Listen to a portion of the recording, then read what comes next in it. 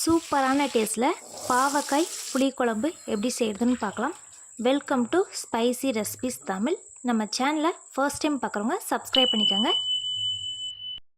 ஒரு கடாயில் 3 table spoon அளவுக்கு எண்ணெய் ஊற்றிக்கலாம். எண்ணெய் நல்லா காஞ்சதுக்கப்புறமா நான் 2 பாவக்காவை இதே மாதிரி ரவுண்ட் ஷேப்பில் நல்லா மெல்லிஸாக கட் பண்ணி வச்சுருக்கேன். அதையும் சேர்த்துக்கலாம். சேர்த்துட்டு நல்லா வதக்கி விட்டுறலாம். பாவக்காவை நல்லா வதக்குறப்ப குழம்பு நல்லா ருசியாக இருக்கும். அதே மாதிரி குழம்பு கசப்பு இல்லாமையும் இருக்கும். இப்போ பாவக்காய் நல்லா வதங்கி லைட்டாக கலர் மாதிரி வந்திருக்கு. இந்த ஸ்டேஜில் பாவக்காவை ஒரு பிளேட்டுக்கு மாற்றிக்கலாம்.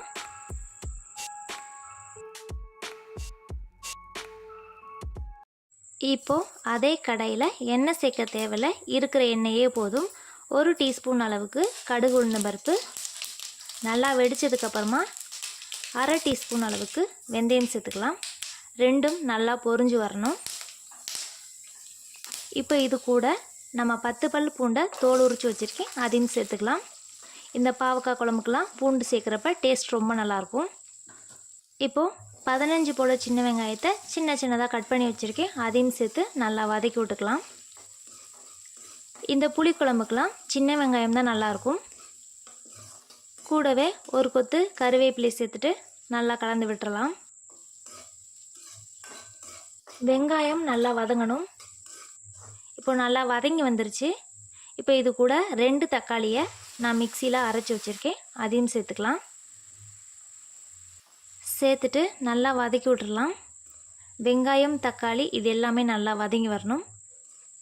இப்போது மசாலா எல்லாத்தையும் சேர்த்துக்கலாம். 1/2 டீஸ்பூன் அளவுக்கு பெருங்காயம், 1 டீஸ்பூன் அளவுக்கு தனி மிளகாய்த்தூள், 1 டீஸ்பூன் அளவுக்கு மல்லித்தூள், 1 டேபிள் ஸ்பூன் அளவுக்கு வீட்டில் அரைச்ச சாம்பார் தூள் சேர்த்துட்டு நல்லா கலந்து விட்டுறலாம். 2 நிமிஷம் நல்லா கிளறினதுக்கப்புறமா தக்காளி அரைச்ச மிக்சி ஜாரை கழுவி ஒரு டம்ளர் அளவுக்கு தண்ணி சேர்த்துக்கலாம். கூடவே ஒரு லெமன் சைஸ் அளவு புளியை கரைச்சி வச்சுருக்கேன், அதையும் சேர்த்துக்கலாம்.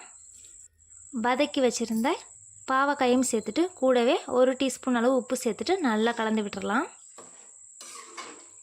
இப்போ இது கூடவே 1/2 டீஸ்பூன் அளவு மஞ்சள் தூள் சேர்த்துக்கலாம். சேர்த்துட்டு நல்லா கலந்து விட்டுட்டு மூடி போட்டு மூடி ஒரு 10 நிமிஷத்துக்கு நல்லா வேக வச்சுக்கலாம். ஏற்கனவே பாவக்காயெல்லாம் நல்லா வதங்கி வந்துருச்சு, அதனால் ரொம்ப வேக வைக்கணும்னு தேவையில்லை. 10 நிமிஷம் ஆகிருச்சு.